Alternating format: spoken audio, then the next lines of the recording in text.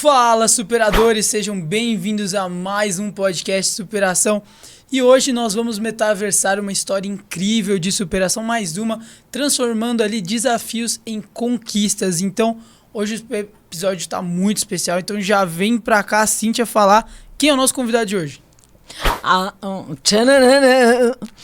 O convidado de hoje é simplesmente um homem que saiu da periferia e hoje é um mega profissional, mas eu não gosto de falar. Eu quero que a câmera pegue. Qual o nome dele, gente? Doutor Sidney Cruz, nosso secretário de habitação da cidade de São Paulo. Então vou falar aqui o currículo dele, depois vamos saber mais um pouquinho da vida dele. Vamos lá. Dr. Sidney Cruz, secretário municipal de habitação, vereador da cidade de São Paulo pelo MDB, advogado graduado na Universidade de Ibirapuera e pós-graduado no Mackenzie. Atuou como diretor da Secretaria do Emprego e Relações de Trabalho, chefe de gabinete da Subprefeitura de Santana, Tucuruvi, relator dos projetos Tarifa Zero, Tarifa Zero, Subcomissão da Cultura, membro da CPI dos aplicativos, Projeto Revita Favela Equali Sampa. Esse é o nosso doutor Sidney Cruz, um homem que é secretário municipal de habitação de uma das maiores cidades do mundo. Mas me parece, estávamos conversando aqui nos bastidores, que nem sempre foi assim. Então me conta quem foi Sidney Cruz. Cíntia, Michel, que alegria. Primeiramente eu quero agradecê-los pelo convite. Quero aqui cumprimentar todos os superadores, né? Podcast Superação. Estou muito feliz. A Cíntia é uma amiga. Michel, eu tive o prazer de conhecê-lo ainda criança. E hoje, mais novo advogado aí, fiquei sabendo que terminou o curso de Direito pelo Mackenzie e advogado, passou no exame da Ordem dos Advogados do Brasil. Parabéns. Obrigado. Seja muito bem-vindo à nossa profissão. Cíntia, fico muito feliz, como eu falei, por ter a oportunidade de participar desse podcast e falar um pouco da minha história, da minha trajetória. Eu ouvindo aqui, vendo você, passando aqui pelo meu currículo, e aí me veio já um filme, né? Hoje, secretário municipal de habitação, uma das maiores secretarias, uma das mais importantes da cidade de São Paulo, da gestão do prefeito Ricardo Nunes, vereador reeleito, porque fui eleito em 2020, com 17.899 votos. Uau! E em 2024 fui reeleito com 42.988 votos. Nossa, aí foi. Faltaram 12 votos e eu costumo arredondar. Acho que dá. 43 mil votos. E nesse período, no primeiro mandato, entre 21 e 24, foi um mandato que eu consegui desenvolver um trabalho, modesta à parte, muito importante. Chego lá na casa em 2021, primeiro ano, com muita vontade de trabalhar, de me dedicar, de fazer jus à confiança da população. Tinha conseguido furar a bolha e conquistar um espaço na Câmara Municipal da cidade de São Paulo. Em 2021, fui para a Comissão de Finanças, participei da Subcomissão de Cultura, fui da Comissão também de Direitos Humanos. Foi um ano de uma experiência muito importante. Já no segundo ano, em 2022, fui eleito pelos pares, indicação da Comissão de Finanças, relator do orçamento. Curiosamente, Cíntia e Michel, eu fui o segundo relator de orçamento da cidade de primeiro mandato. O primeiro foi o nosso prefeito, Ricardo Nunes, que foi relator por muitos anos. É muita confiança, né? Uma confiança dos pares, uma responsabilidade gigante, porque você tem que construir o orçamento, dialogar com a sociedade civil organizada. Verdade. E aqui na cidade de São Paulo, os movimentos sociais são organizados, né? Eu lembro que em 2022 nós realizamos 14 audiências públicas, temáticas, audiências que tivemos que desmembrar em duas pela quantidade de pessoas, como os movimentos culturais da cidade, né, a própria habitação. Então, eu fui relator do orçamento por 3 anos consecutivos, 2022, 2023 e 2024. Fui eleito pelo Solidariedade.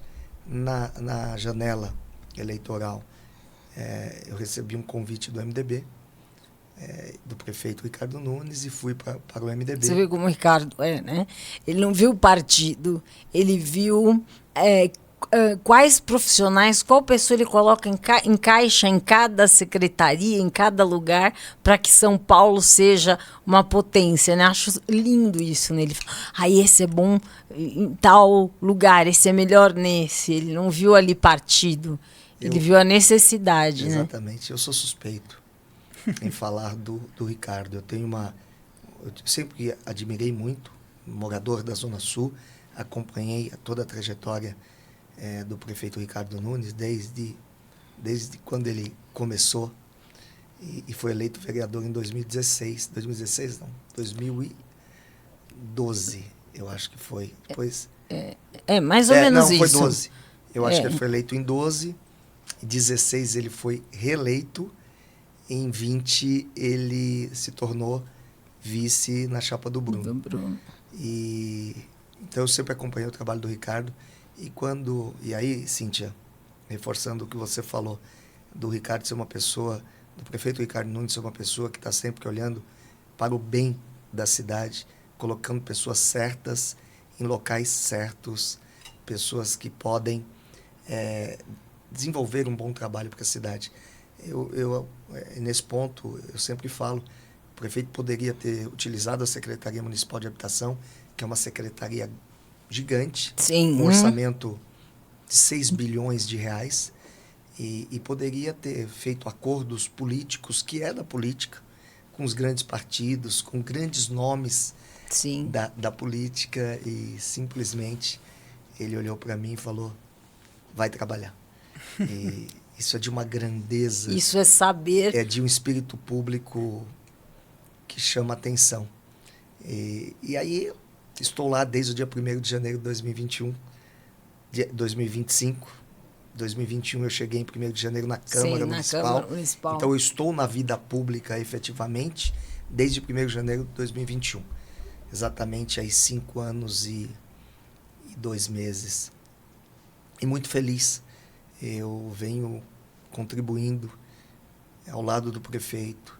E a gente vem produzindo políticas públicas inclusivas, de qualidade, políticas que mudam o rumo da história da população, que melhora a qualidade de vida das pessoas. E não poderia ser diferente, né? Com a minha trajetória de vida. Sim. Ser agraciado com convite. Eu ia até discordar de você, olha só. Eu ia até discordar de você, porque você falou assim, secretário, eu cheguei em 2021.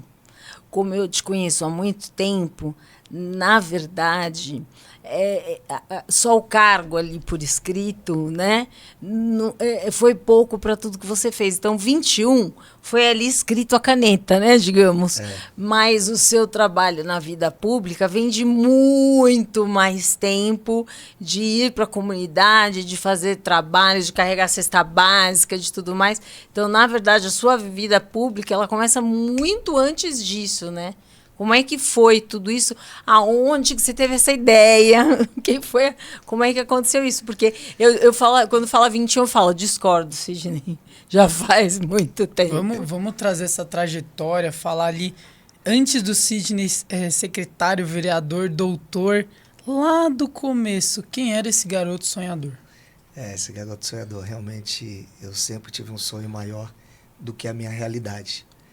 E eu nunca me conformei com o status quo que me foi oferecido desde o início.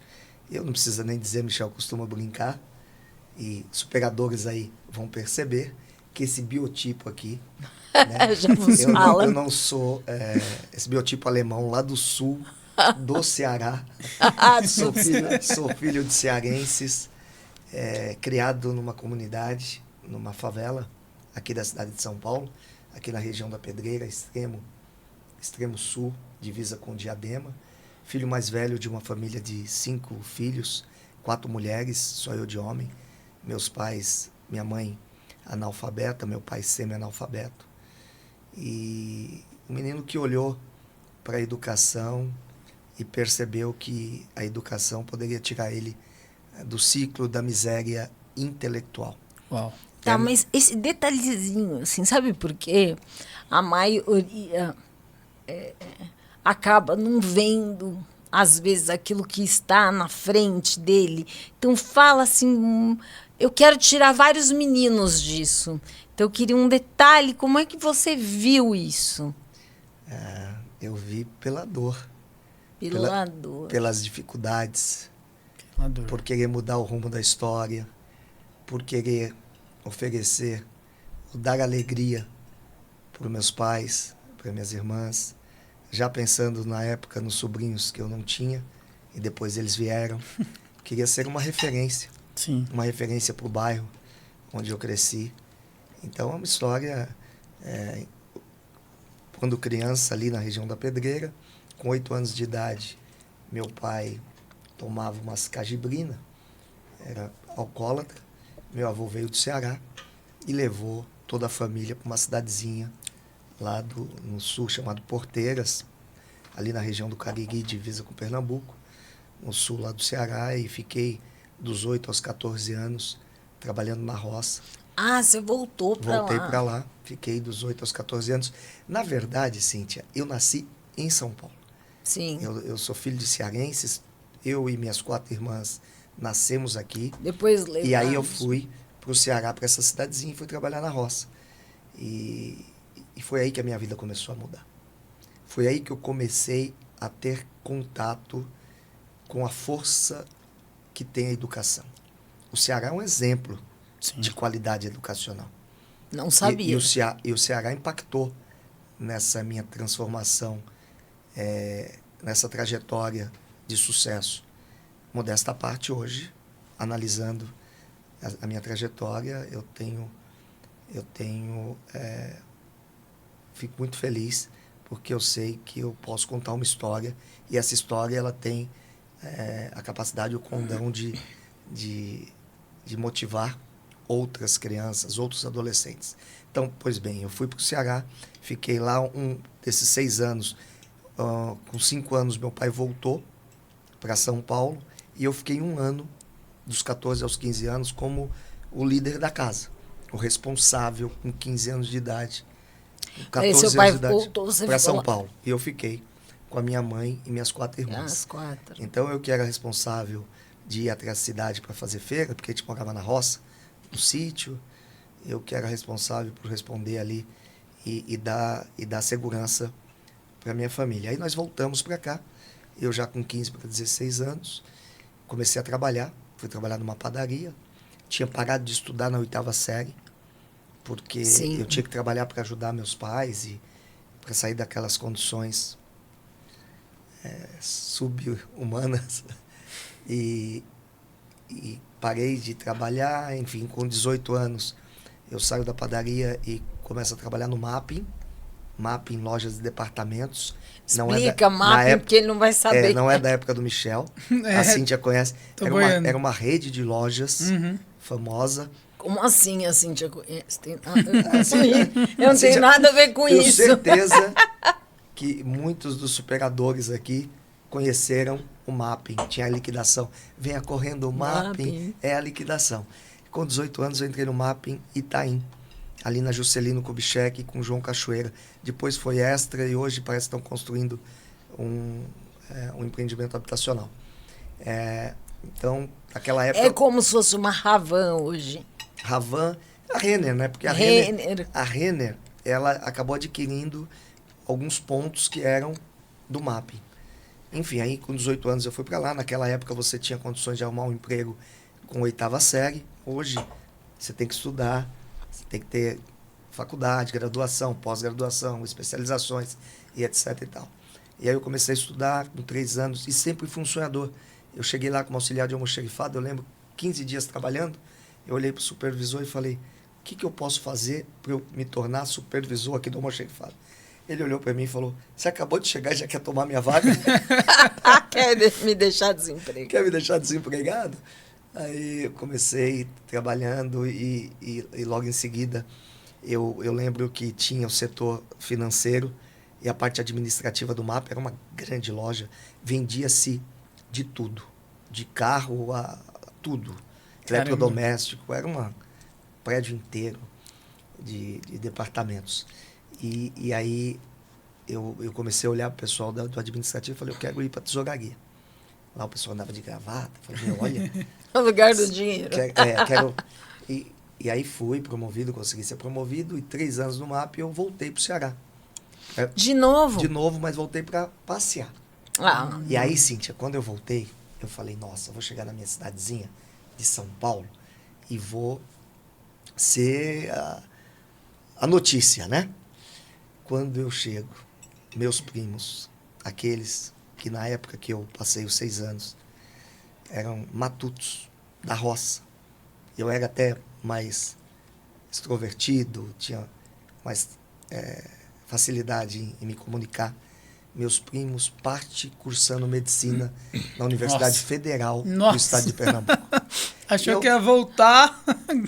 Michel, outra parte cursando medicina na Universidade Federal do Estado do Ceará. Nossa. E eu... Se achando. Não, aí a ficha caiu. Estava a ficha caiu.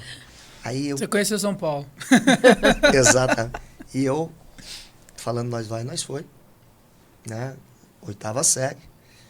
Voltei e falei isso já tinha 23 anos de idade. Aí eu voltei e falei, eu vou estudar. Eu vou estudar, vou ser doutor, vou tirar minha família, vou dar orgulho. Quando eu voltar aqui no Ceará, eu já vou voltar já com um negócio encaminhado. E lá é uma região que o nível intelectual é muito alto. Lá no Cariri, nas cidades. Pra você ter ideia, se você pegar a cidade de Brejo Santo, que é ao lado lá da cidade de Porteiras, foi a número 1 no IDEB. Você tá num sítio lá, daqui a pouco começa a aparecer engenheiros, médicos, muitos médicos. Nossa, e a grande maioria, advogados. E a grande maioria que se formaram em universidades públicas. Sim. Então aí eu voltei. Que não é fácil. Não é fácil. Passar, não é fácil. E na ocasião já tinha sido promovido, já estava na tesouraria, tinha virado supervisor, trabalhava demais e fui fazer o primeiro colegial na época. Fiz o primeiro colegial, em seguida fiz o supletivo, porque eu precisava compensar, eu já estava com uma idade avançada. Sim. E com muita vontade. Você estava com mais ou menos quanto? Acho que 25, né? 25. Tá. Eu me formei com 31, eu entrei com 26. Sempre dá para buscar. Com 24 fiz o primeiro, com 25 eu fiz o supletivo. Que aí dá para fazer em um ano. Fiz segundo e terceiro. Segundo e terceiro você faz? Sim, sim. E terminei, eu prestei vestibular na Universidade do Ibirapuera, no campus aqui da Chácara Flora. Antigamente tinha um ESCA, não tem mais aquele campus. E, de verdade, cheguei na graduação classificado como analfabeto funcional, ou semi-analfabeto. E não tenho vergonha de falar. Cheguei com 26 anos de idade, a professora falava casa, Michel, e eu ficava olhando, será que é com S, com Z ou com C cedilha? Nossa, eu tinha uma amiga assim na sala. E louco para ser um bom advogado. Aí eu cheguei, eu passei no vestibular, meu pai olhou para mim e falou, eu falei, pai, eu vou ser advogado, vou ser doutor. Ele falou, meu filho, larga a mão de ser sonhador, vai trabalhar para botar comida na mesa. Cearense, mas não falou por maldade. Sim, cultura, né? Muito simples. Sim. Naquela época, dificilmente se encontrava alguém cursando. Nossa, aquela época, era bem mais difícil gerente o acesso. de banco, tem o colegial completo, você era gerente de banco. Exatamente. Eu fui de uma infância que você tinha o torneiro mecânico, que era a referência no bairro. Sim. Né, que trabalhava nas grandes essas multinacionais aqui ao longo, que nós tínhamos em Santo Amaro, né? Isso. As grandes empresas. Então, quando eu resolvi estudar, foi assim. Cheguei na Universidade do Ibirapuera, sonhando, e eu me via. E era advogado. lindo, né? Aquele prédio cheio de chique. Eu cheguei nessa época também. Eu me recordo, Cíntia, que minha primeira nota, direito penal, professor Sarrubo, que foi procurador-geral de justiça aqui do estado, Mário Luiz Sarrubo, que depois foi para Brasília, ele é um dos secretários executivos, foi levado pelo Lewandowski, foi convidado pelo ministro Lewandowski. E eu lembro que eu tirei 3,5, cheguei em casa chorando. Direito penal. Aí eu chorando. Foi uma pena. Uma pena. Primeiro ano de faculdade foi sofrível. Aí minha mãe me via chorando e falava, meu filho, para com isso de faculdade. Vai trabalhar. Você não tem condições. E eu tinha seminários, principalmente no primeiro semestre. Sim, eu chegava sempre desesperado, porque eu ficava preocupado como que eu ia ficar lá na frente, como que eu tinha que falar. Sim. Eu tinha consciência das minhas deficiências. E aí minha mãe falava, meu filho, eu vou fazer suco de maracujá e chá de camomila. Amanhã você vai ficar tranquilo. Eu chegava sonolento, né? Mas o que não me falou falta... porque o aluno está dormindo. Mas o que me faltava era a base. Que não tinha base. Sim. Então, o primeiro ano eu busquei ajuda com os amigos. Fiquei de olho nos mais inteligentes, os mais letrados. Aplicados. E aí pedi ajuda. Falei, olha, eu tenho maior vontade de aprender a ler, escrever, a poder falar com um pouco de segurança. Vocês me ajudam? Eu nunca tive vergonha de pedir ajuda. Nossa, isso é um ponto que nós temos que deixar bem assim, não ter vergonha de pedir ajuda, porque por falta de pedir ajuda, você deixa de crescer às vezes. Você fica ali acuado, ai, não vou pedir nada, e tal. Por orgulho, né? Às vezes é por orgulho. E um detalhe, vocês vão ouvir muito não. Não é porque você pediu ajuda que vão ajudar, mas algum momento vai dar certo. É sobre isso. Então, o primeiro ano é muita leitura, os amigos, a gente marcava para estudar os finais de semana. Nossa, leitura. Primeiro dia que eu li o livro de direito, depois eu li assim, numa tacada, numa noite. No começo, eu levei 2 dias para ler uma página. Eu falei aqui que eu cheguei na graduação classificado como analfabeto funcional. É importante para que as pessoas saibam o que é ser classificado analfabeto funcional. É aquele que sai do ensino médio, termina de ler um livro, um texto, e ele não consegue fazer um resumo porque ele não entende o que ele leu. Então, foi muito difícil, eu me alfabetizei na graduação. Uau. No segundo ano, aí também, no segundo semestre, eu já comecei a ficar um pouco mais... E os professores, como eles eram nisso? Ajudavam muito? Me ajudavam, eu sou um abençoado. Com certeza. Independentemente da religiosidade dos nossos seguidores, das pessoas que me acompanham, eu tenho certeza, Deus está na minha vida o tempo todo. Os professores me ajudavam. Aí no segundo ano eu já comecei, eu falo que eu sempre fui um político adormecido. No primeiro ano eu comecei a perceber, o representante de sala tinha um diálogo mais forte com os professores, com o corpo docente, com a direção da universidade, né, com o reitor. E aí no segundo ano eu falei, eu quero ser representante de sala. Me candidatei, fui eleito. Já começou a ser eleito aí. Primeira eleição. Ele já ganhou ali. Eu disse que não foi 2021. Aí fui eleito em representante de sala, terceiro ano novamente, enfim. E aí terminei. Aí continuo trabalhando no mapping. O mapping, infelizmente, tinha quase 10 anos de casa. Em 1999 decretou a falência do mapping da Mesbla. Uma falência que prejudicou mais de 4.500 funcionários. Nossa, muita gente. E na ocasião, eu tinha um relacionamento na faculdade, eu estava na faculdade, comecei um relacionamento, e aí a Viviane, mãe da minha filha, da Laura, coisa mais linda da minha vida, que também veio para me mostrar a outra face da vida, né? Quando você se torna pai, vem uma responsabilidade automática para aqueles que têm responsabilidade, porque nem todo mundo tem essa consciência. E aí veio a falência, grávida,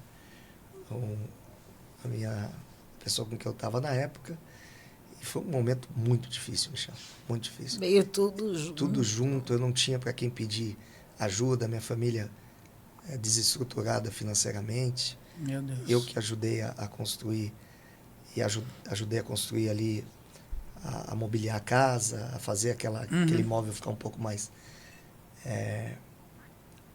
umas condições para a gente morar com um pouco de dignidade. E aí veio... Porque teve tempos que a moradia... Teve tempos que a moradia não tinha dignidade. Eu saí de um barraco. Barraco. Eu morava num barraco em cima de um córrego. Barraco de madeira, de tábua.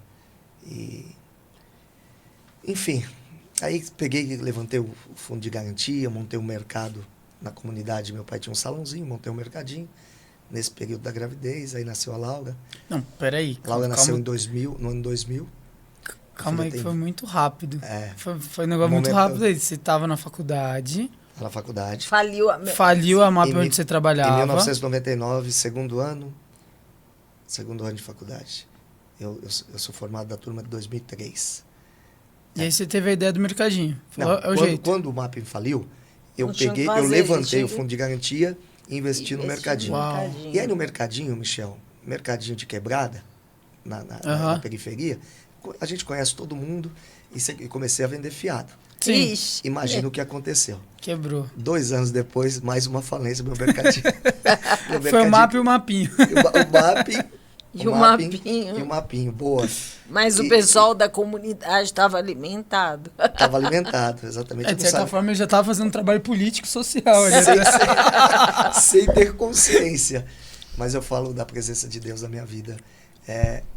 Coincidentemente, eu fechei o mercado, exemplo, fechei numa sexta. Quando foi na semana seguinte, eu recebo uma carta da Renner. A Renner convidando para eu passar por uma entrevista, porque ela tinha adquirido alguns pontos que eram do MAP e tinha se comprometido perante o sindicato em absorver 2.000 funcionários. Que legal. E eu era um deles. De 4.000 e pouco. 4.500. Nossa. E aí eu fui fazer essa entrevista no Shopping Morumbi. Quando faliu, eu estava no MAP do Shopping Morumbi. Fui ao Shopping Morumbi fazer uma entrevista. Quando o MAP faliu, eu já era coordenador de lojas. Tinha uma história de vinha crescendo. Eu sempre sonhei além da minha realidade. Sim. Dar um nome de capa de livro, hein? Um sonho além da realidade. É realidade. Eu acho que vem aí essa capa.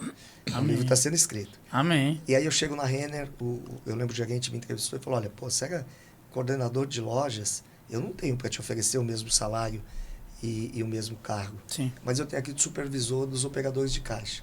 Você aceita? Eu falei, eu tô aceitando qualquer coisa. Eu tô terceiro ano de faculdade, minha filha tá para nascer. O mercadinho fechou. E aí fui trabalhar na Renner, na faculdade, e nisso passa, um domingo eu tô trabalhando, passa o ex-diretor do MAP. E me viu lá, falou, sou diretor da Vivo. Vamos trabalhar comigo. Você está trabalhando aqui sábado, domingo, tu conheço, porque te ajudar. Quem trabalha, nunca falta trabalho. É verdade. E aí ele me levou... Sempre tem alguém olhando, né? Impressionante. Exatamente. São os olheiros. E mais, né? Assim, quando você trabalha com honestidade, você constrói pontes. E você trabalha para Deus, né? Isso é... O que você semeia, você colhe. Exatamente. Aí fui trabalhar no corporativo da Vivo. E aí no 4º ano, eu falei, eu quero começar o estágio. E lá tinha um salário bacana, que dava para pagar as contas. No estágio tinha salário bacana? Não, na Vivo. Ah, tá. Eu cheguei em casa e falei, eu vou começar a trabalhar como estagiário. Aí todo mundo, minhas irmãs, você tá maluco? Como que você vai pagar? Você agora tem que pagar pensão. Você tem que pagar a faculdade, 4º ano. Eu já tinha tirado a carteira de estagiário. Nossa, carteirinha, chegava no Aquela azulzinha, né? Exatamente. Nossa. Aí eu fui numa entrevista no escritório, na Estrada do Alvarenga, doutor Luciano, formado pela USP, doutor Macedo, 2 advogados que me acolheram. E aí eles falaram, além da bolsa aqui, que você conseguir trazer de clientes, eu vou te dar uma participação. Captação, né? Aí foi aí que eu me encantei. Aí fui trabalhar e, nossa, baita aprendizado. Aí termino a faculdade, em seguida passo na OAB, já tinha... Foi difícil, né? foi fácil, né? Foi fácil? Não foi fácil. Ah. Eu me formei em 2003, prestei a última no final do ano de 2003, passei na primeira fase. Na segunda fase eram 3 avaliadores e na primeira fase era diferente do que é hoje. Hoje são 80 questões. Naquela época eram 100 questões, você tinha que acertar 51%. Mas eu passei na primeira fase, na segunda fase, os 3 avaliadores, a média 7, eu tive 7, 7 e 6,5. Por meio ponto eu não passei na primeira. Nossa. Aí tive que fazer a segunda fase de novo, a primeira fase novamente, na segunda Pra chegar tentativa. na segunda. Passei na primeira, aí na segunda fui mal. E aí passei Mas aquele garoto Não tinha sabia ler. segunda chance igual hoje. Não, tinha. mas uma coisa, aquele garoto não sabia ler, interpretar. O que aconteceu? Pois é, não, aquele garoto ralou muito, acreditou muito. Não foi sorte. Nós não vi nem ia mais. Michel, eu descubro, aliás, eu reforço a cada dia mais essa minha afirmação. Quanto mais eu trabalho, quanto mais eu acordo cedo, quanto mais eu estudo, mais eu tenho sorte. Uau. Aí é que vem a Isso aí. sorte. Aí que vem a tal da sorte. Então, Sorte me encontrou trabalhando, né? aí, enquanto eu trabalhando. sonhando. Será que não são presentes que Deus vai dando pelo Sempre. seu merecimento? Sempre. Olha, meu filho fez isso. Tome, vou te ajudar com mais isso. Meu filho fez isso, filho, mais... Porque ele é o pai de todos, né?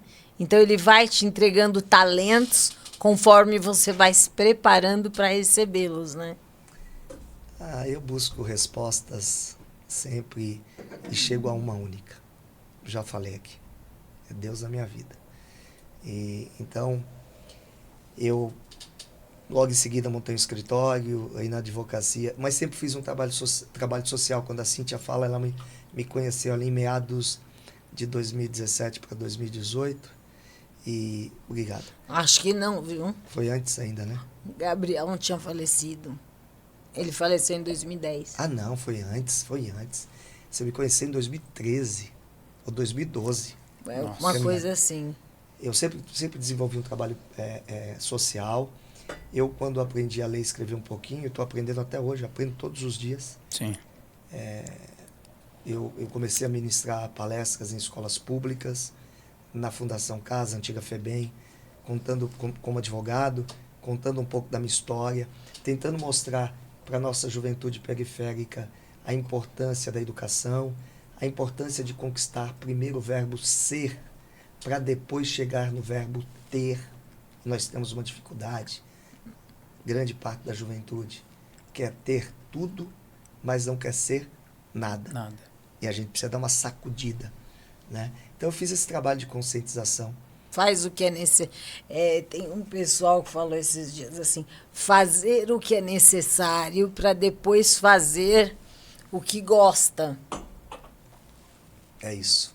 Fazer o que é Entende? necessário. E aproveitando esse gancho da OAB, eu tenho pessoas aqui para agradecer. Uma que você falou foi o Morumbi Shopping, né? Que chamou a atenção.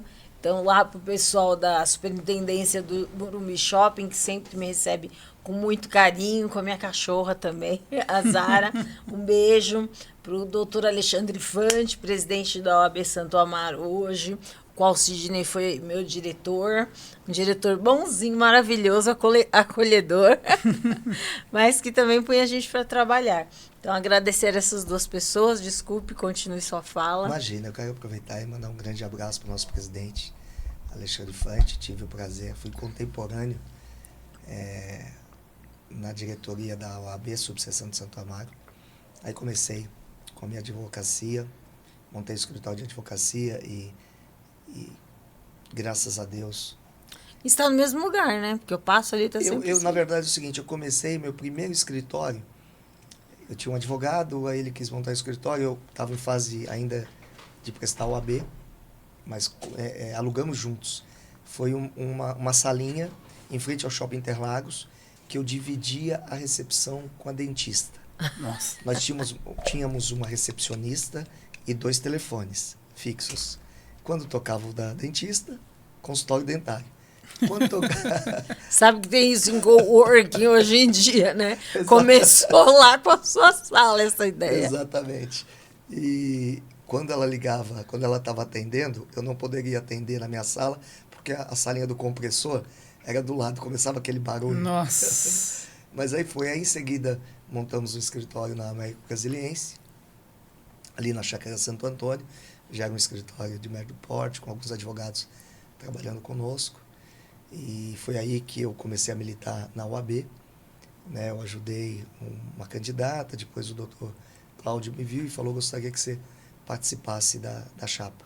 Vou trazendo um baú aqui agora, puxando lá do Isso baú. em 2015. Puxando lá do baú, tá? Eu era criancinha. Eu lembro.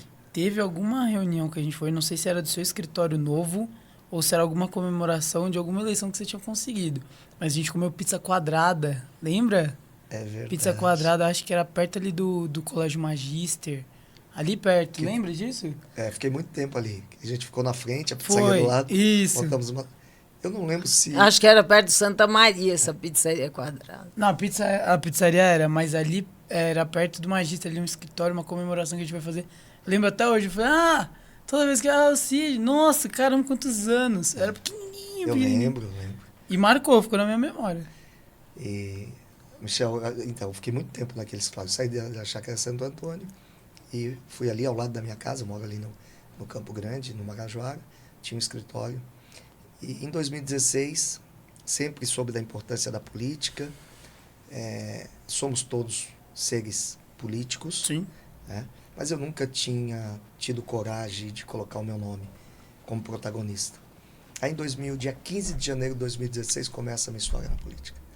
Um amigo, cliente e amigo, nós estávamos almoçando e todas as festas nos finais de ano, datas comemorativas, eu passava o chapeuzinho e falava: vamos ajudar para a gente fazer uma festa em tal comunidade. Beneficente, né? Beneficente.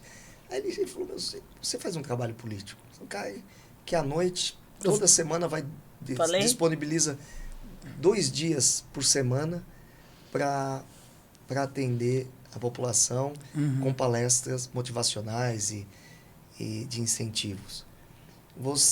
Todas as Muita festas, cesta básica que eu lembro. sempre dentro do possível fazendo o meu social. Ele falou: você já parou para pensar que se você entrar na política, você vai poder fazer no atacado aquilo que você faz no varejo? E mais, você vai parar de me pedir.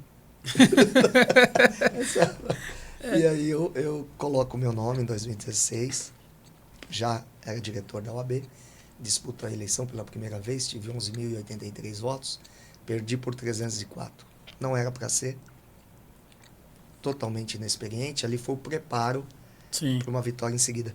E aí eu vou chegar, termino em outubro, perdi a eleição e falei: olha, fui para Solidariedade, e aí o presidente do partido me convidou para ser diretor de uma secretaria do governo do estado, na época do governo Alckmin. Foi minha primeira experiência. Fui diretor da Secretaria do Emprego e Relações do Trabalho e tinha me comprometido a sair candidato a deputado estadual, já me preparando para 2020. Eu tinha consciência que não teria condições de ganhar a eleição para deputado estadual, mas eu vinha com uma ideia de construção para 2020 ganhar a eleição. E todo. Planejamento. E eu lembro que em 2018, Michel, o prefeito Ricardo Nunes, vereador, eu não conhecia o prefeito, um amigo em comum, Dr. Ronaldo Marzagão, me convida e falou: o vereador quer falar contigo.